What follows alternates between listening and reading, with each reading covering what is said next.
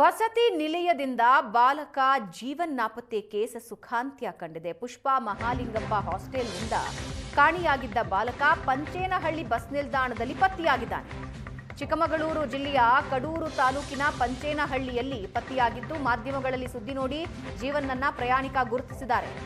ಬಳಿಕ ಪ್ರಯಾಣಿಕರ ಮೊಬೈಲ್ನಿಂದ ತಂದೆಗೆ ಜೀವನ್ ಕರೆ ಮಾಡಿದ್ದಾನೆ. ವಾರ್ಡನ್ ವರ್ತನೆಯಿಂದ ಬೇಸತ್ತು ಹಾಸ್ಟೆಲ್ ಬಿಟ್ಟಿದ್ದ ಜೀವನ್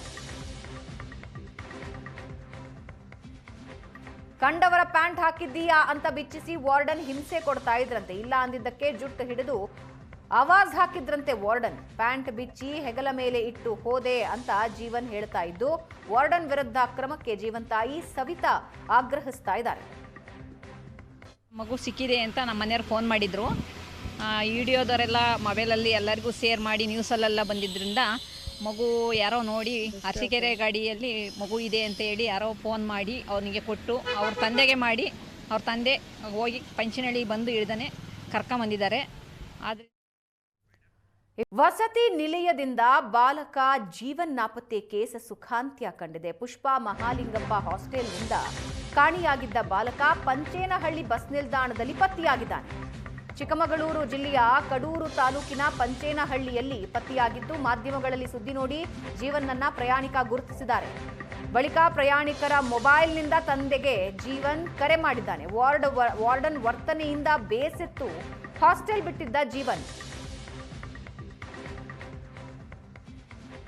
ಕಂಡವರ ಪ್ಯಾಂಟ್ ಹಾಕಿದ್ದೀಯಾ ಅಂತ ಬಿಚ್ಚಿಸಿ ವಾರ್ಡನ್ ಹಿಂಸೆ ಕೊಡ್ತಾ ಇದ್ರಂತೆ. ಇಲ್ಲ ಅಂದಿದ್ದಕ್ಕೆ ಜುಟ್ಟು ಹಿಡಿದು ಆವಾಜ್ ಹಾಕಿದ್ರಂತೆ. ವಾರ್ಡನ್ ಪ್ಯಾಂಟ್ ಬಿಚ್ಚಿ ಹೆಗಲ ಮೇಲೆ ಇಟ್ಟು ಹೋದೆ ಅಂತ ಜೀವನ್ ಹೇಳ್ತಾ ಇದ್ದು ವಾರ್ಡನ್ ವಿರುದ್ಧ ಕ್ರಮಕ್ಕೆ ಜೀವನ್ ತಾಯಿ ಸವಿತಾ ಆಗ್ರಹಿಸ್ತಾ ಇದ್ದಾರೆ.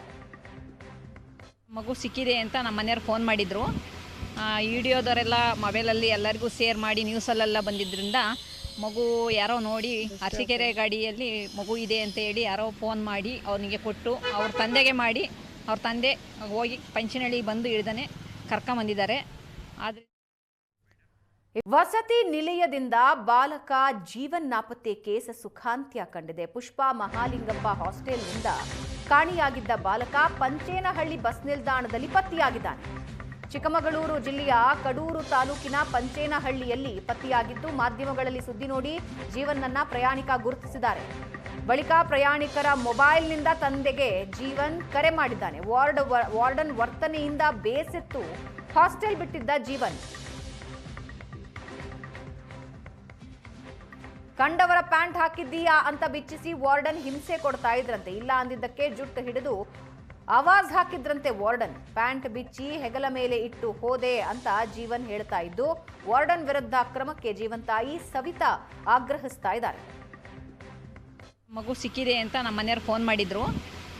ವಿಡಿಯೋದವರೆಲ್ಲ ಮೊಬೈಲಲ್ಲಿ ಎಲ್ಲರಿಗೂ ಶೇರ್ ಮಾಡಿ ನ್ಯೂಸಲ್ಲೆಲ್ಲ ಬಂದಿದ್ದರಿಂದ ಮಗು ಯಾರೋ ನೋಡಿ ಅರಸೀಕೆರೆ ಗಾಡಿಯಲ್ಲಿ ಮಗು ಇದೆ ಅಂತ ಹೇಳಿ ಯಾರೋ ಫೋನ್ ಮಾಡಿ ಅವನಿಗೆ ಕೊಟ್ಟು ಅವ್ರ ತಂದೆಗೆ ಮಾಡಿ ಅವ್ರ ತಂದೆ ಹೋಗಿ ಪಂಚನಹಳ್ಳಿ ಬಂದು ಹಿಡ್ದಾನೆ ಕರ್ಕೊಂಬಂದಿದ್ದಾರೆ.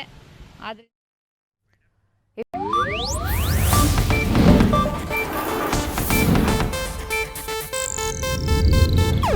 ಇದು ಏಷ್ಯಾನೆಟ್ ನ್ಯೂಸ್ ನೆಟ್ವರ್ಕ್ ಪ್ರಸ್ತುತಿ.